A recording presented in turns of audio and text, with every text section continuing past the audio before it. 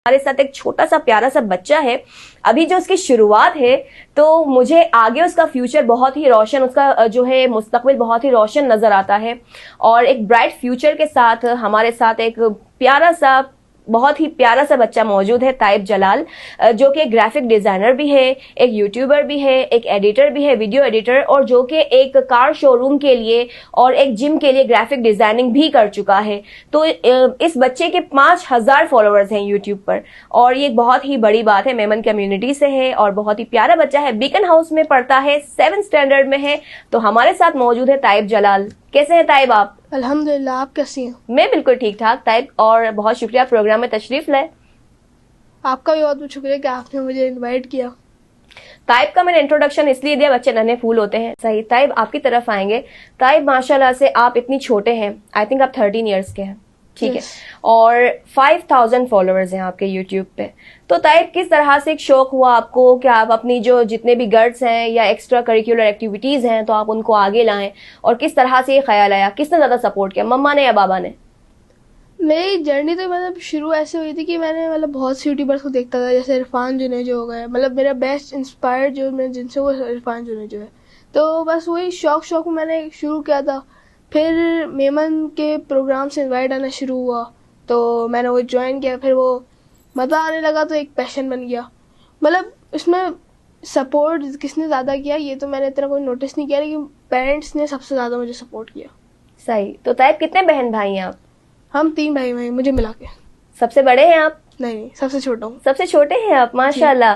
तो ताइब अब तक कितनी एक्टिविटीज में आप पार्टिसिपेट कर चुके हैं? अच्छा, ये बताइएगा कि आपने एक कार शोरूम के लिए डिजाइनिंग किया, ग्राफिक डिजाइनिंग, और साथ ही आपने जिम के लिए भी ग्राफिक डिजाइनिंग की, तो इसके बारे में कुछ बताइएगा। मैं करंटली तो भी कार शोरूम के लिए कर रहा हूँ। वो मैंने सीखा था बहुत पहले, और मैं APMF मतलब ऑल पाकिस्तान मेमन फेडरेशन का सबसे पहला और सबसे छोटा स्टूडेंट था।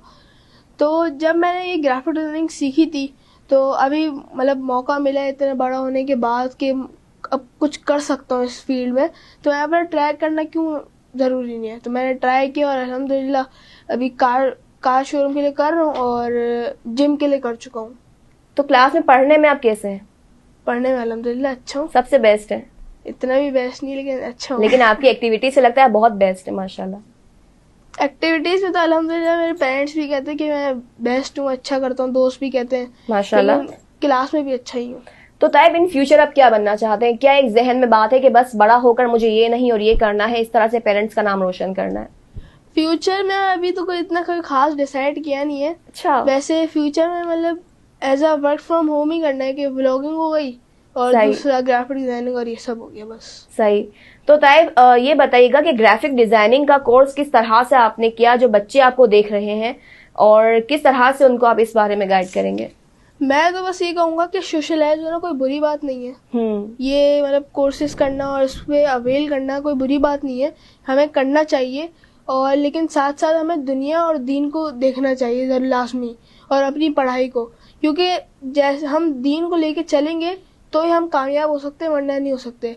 वैसे ही मैं दीन को भी फॉलो कर रहा हूँ। मतलब नमाजें, कुरान, रोज़ का मेरी एक रूटीन है कि नमाज पढ़ना, कुरान पढ़ना, और फिर अपने दूसरे काम करना। तो अल्हम्दुलिल्लाह आज मैं यहाँ इस मुकाम पे कामयाब होकर खड़ा हुआ। माशाल्लाह, ये बहुत अच्छी बात है नाजरीन कि इतना सा बच्चा एक बहुत बड़ी इंस्पिरेशन है, जिसके यूट्यूब पर 5000 फॉलोअर्स हैं, और इतने से बच्चे के लिए एक बहुत बड़ी बात है। इवन कि ये हर बच्चे के लिए एक बहुत बड़ी इंस्पिरेशन है ताइब जलाल, कि वो बच्चा जो है इनसे सीखे कि किस तरह से दीन को लेके चलते हैं, दुनिया को लेके चलते हैं, अपनी जो है वो रिलीजियस एक्टिविटीज भी फॉलो करते हैं, और साथ ही जो है वो दुनियावी कामों में भी बढ़ चढ़ कर हिस्सा लेते हैं। अपनी मेमन कम्युनिटी में सबसे छोटे बच्चे हैं जिन्हें माशाल्लाह से इतना एजाज हासिल है कि वो जो है हर बड़े फंक्शंस में जाते हैं, हर बड़े जो है वो एक्टिविस्ट हो गए, या फिर जो है सोशल वर्कर्स हो गए, या फिर प्रेसिडेंट ऑफ ऑल कम्युनिटीज हो गए, उन सब के इंटरव्यूज करते हैं। तो ताइब ये बताइएगा कि अब तक कितने फंक्शंस में जा चुके हैं और कितने सोशल एक्टिविस्ट ऐसे हैं जो आपके इंस्पिरेशन है, आपको लगता है कि मैं उनके जैसा बनूं? मैं तो बहुत से फंक्शन में जा सकती हूँ, जैसे कि थैलीसीमिया वॉक हो गई, और एक काशिफ थैलीसीमिया में हुआ था प्रोग्राम, वो हो गया। इंसान दोस्त इवेंट हो गया, और ऐसे बहुत से इवेंट में जा चुका हूँ।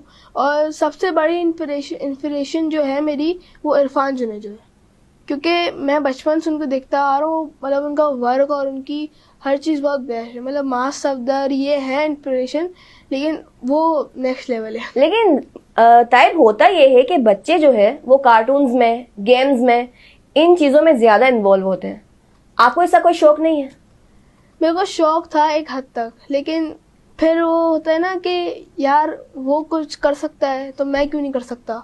सही। बस उसी बात ने मतलब जज्बा दिया और फिर काम करना शुरू कर दिया। यानी आपको दूसरों को देखकर ऐसा फील होता है कि बस कोई मोटिवेशन मिल जाए और मैं सबसे आगे बढ़ जाऊं। हाँ। इस तरह से मतलब कि अगर वो एक चीज कर सकता है तो मैं क्यों नहीं कर सकता। ताइब आपकी जानिब आएंगे। ये बताइएगा कि ईद तो आपने मना ली, लेकिन मुझे ये बताइएगा कि ऐसा कौन सा वाकया है कि जिसकी याद में आज भी ईद मनाई जाती है, आज जो सुन्नत इब्राहिम है उस पर अमल किया जाता है। तो आप ये बताइएगा। मुझे आपसे ये खूबसूरत सा एक वाकया सुनना है जो आपने जो है एक दफा बताया भी था, बताइएगा। एक हजरत इब्राहिम का वाकया है। बिल्कुल। कि एक रात वो सो रहे थे तो अल्लाह की तरफ से उनको पैगाम आया कि उन्हें अपने प्यारे से बेटे को ज़िबा करना है, हजरत इस्माइल अलैहिस्सलाम को। तो उन्होंने इग्नोर नहीं किया, उन्होंने देखा और उन्होंने अगली सुबह बीवी हाजिरा को बोला कि हजरत इस्माइल को तैयार करो। उन्होंने तैयार किया, अच्छे से खुशबू लगाई और हजरत इब्राहिम उनको लेके सहरा में चले गए। वहाँ जब गए तो शैतान ने उनको 3 दफ़ा रोकने की ट्राई की, मतलब कोशिश की, तो उन्होंने 7 दफ़ा, मतलब 3 दफ़ा ही 7 कंकरियाँ मारी और फिर अपने रास्ते की तरफ आगे चले गए। आगे पहुंचने के बाद उन्होंने एक तेज छुरी ली और जब ज़िबा करने वाले थे तो हज़रत इस्माइल अलैहिस्सलाम ने उनको कहा कि बाबा आप अपने अपने आइस पे पट्टी बांध लें ताकि आप मुझे ज़िबा होते हुए देख ना पाएँ। तो उन्होंने अमल किया और वो जैसे ही ज़िबा करने वाले थे तो ऊपर से अल्लाह अकबर ला इलाहा इल्लल्लाह वल्लाहु अकबर वलिल्लाहिल हम्द की आवाज़ आई। और जब ज़िबा कर दिया तो देखा वहाँ पर एक मेंढा था। सुभान और अल्लाह। हजरत हजरत इस्माइल अलैहिस्सलाम बराबर में खड़े हुए मुस्कुरा रहे थे। फिर इसके बाद क्या हुआ? काबे की तामीर के लिए गए और जहाँ हज़रत इब्राहिम अलैहिस्सलाम खड़े थे तो वो जगह अल्लाह ताला को इतनी पसंद आ गई कि उन्होंने वो रोज़े मुबारक वहाँ पर मतलब एक एज अ निशानी रख दिए, जो एक उम्रा और हज का रुकन भी है कि हम उम्रा करने के बाद उस निशान इब्राहिम के पीछे 2 रकात नफल भी पढ़ते हैं। माशाल्लाह, सुभान अल्लाह। नाज़रीन, इतना सा बच्चा है लेकिन इतनी प्यारी बातें। ताइब आपकी जानिब आते हैं। अच्छा ताइब, ये बताइए ईद कैसी गुजरी और क्या ज़िबा किया आपने, गाय या बकरा? ईद अल्हम्दुलिल्लाह बहुत अच्छी गुजरी और हमने 2 गायें ज़िबा की हैं। सही। तो ताइब किस तरह से जानवर की देखभाल करते हैं आप? जानवर की देखभाल तो हमें मतलब ऐसा किड करनी चाहिए कि आपका बच्चा हो। मैंने अल्हम्दुलिल्लाह ऐसी देखभाल की है और मतलब मैं दिन रात अपनी गाय के पास ही होता था, उसको खाना देता रहता था, पानी देता रहता था और जैसे एक बच्चे को फीड करते हैं वैसे ही फीड किया। तो ताइब आपकी एज के जो बच्चे होते हैं, जब गाय या बकरा ज़िबा किया जाता है, जब अल्लाह की राह में कुर्बान किया जाता है, तो वो बहुत रोते हैं। कभी आपके साथ ऐसा वाकया हुआ है? बहुत दफ़ा हुआ है। बहुत दफ़ा हुआ है। पिछले साल मेरी गाय थी, मतलब वो बहुत शरीफ थी और मैं उसके साथ बैठा रहता था, कुछ नहीं कहती थी और ऐसी गाय थी। उसको मैंने इतना पाला है, इतना ऐसा किया है कि मैं उस दिन जब ज़िबा हुई थी इतना रोना आपको पता नहीं है। मुझे नहीं पता, सच में तुम्हें देखकर मुझे रोना आ रहा है क्योंकि तुम्हारे फेस पे वो एक इमोशन नजर आ रहे हैं मुझे।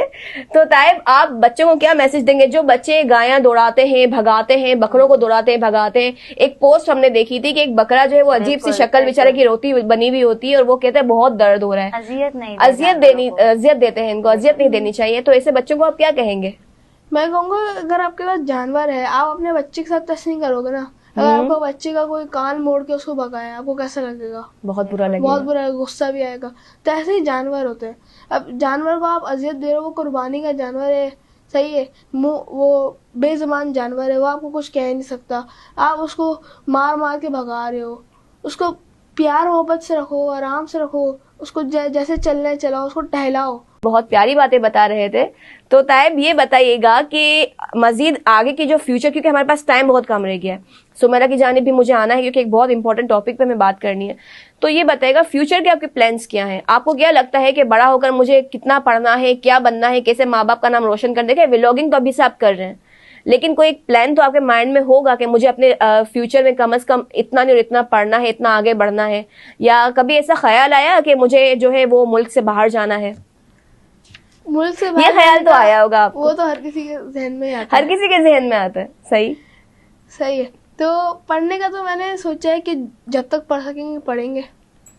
जैसे यूनिवर्सिटी लेवल हो गया, यूनिवर्सिटी के बाद भी PhD होता है, जब तक पढ़ सकेंगे पढ़ेंगे। और जैसे फ्यूचर प्लान्स की बात है तो उसमें मतलब व्लॉगिंग करेंगे और ग्राफिक डिज़ाइनिंग और सोशल वर्क जो है वो करेंगे। सही, अच्छी बात है। वैसे मेमन बच्चों में ये होता है कि बचपन में पढ़ने लिखने का शौक होता है, मैं पायलट बनूंगा, मैं इंजीनियर बनूंगा, लेकिन बड़े होकर वो कारोबारी बच्चे बन जाते हैं। इस हवाले से आप क्या कहेंगे? वो तो हर किसी में होता है, जो मेमन बच्चा है। एक वक्त था कि मेरे जहन में भी आया था। क्या जहन में आया था? कि मतलब खुद का कारोबार करना चाहिए, खुद का बिजनेस होना चाहिए, लेकिन फिर आया कि नहीं, जो सब करेंगे वही थोड़ी ना करना है। सही बात है। फिर एक हुआ कि अपना जो आपका हमारे अंदर जो खुद का टैलेंट है क्यों ना उसको सामने लाएं। तो बस अब यही फील्ड लगी रहेगी। माशाल्लाह, बहुत अच्छी बात।